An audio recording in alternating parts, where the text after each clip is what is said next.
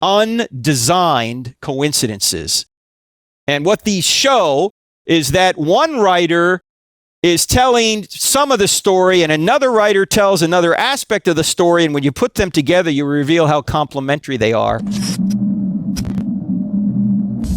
The New Testament writers are telling the truth. First of all, we have early sources. These all begin with the letter E, okay? And these are all in the book, Stealing from God. They're also in I Don't Have Enough Faith to Be an Atheist. Early sources. The New Testament documents are written early, and the data that's in the documents is even earlier. There's a bunch of creeds in the New Testament that go all the way back to the resurrection itself. There's eyewitness details throughout the text. Only an eyewitness would know. There's 84 details in the second half of the book of Acts. There's 59 details in the Gospel of John. These are all listed in I Don't Have Enough Faith to Be an Atheist, chapter 10. They've been verified that only an eyewitness could know these things. There's embarrassing stories throughout the New Testament that they never would have invented. Like, you don't invent things to make yourself look bad, right?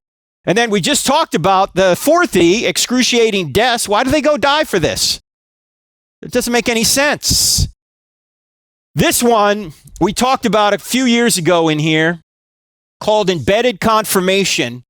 I don't have time to get into the details of this, but if you want to Google this, you can find it Googled. This is the best evidence you may have never heard of that the New Testament writers are all independently witnessing the same historical events. It's called, on Google, if you want to find this, Google two words, undesigned coincidences. Undesigned coincidences.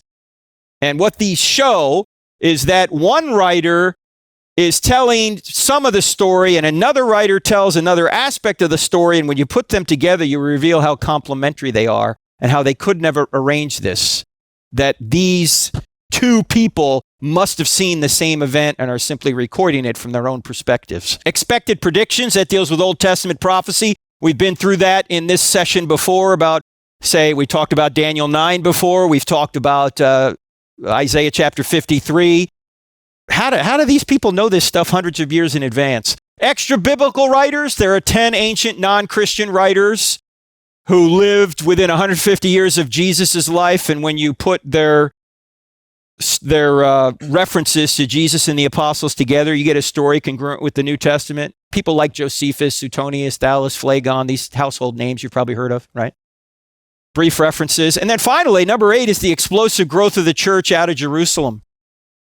How did this happen? How did this movement come out of Jerusalem, where Jesus' tomb, and it was a Jewish tomb, was known? What could the Jews have done, or the Romans have done, to squash Christianity?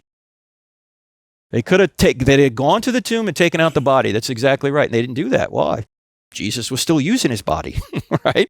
It was resurrected. The tomb was empty. It's really hard to explain how this movement, based on an empirical claim that that man rose from the dead, got off the ground out of Jerusalem, unless the tomb was empty.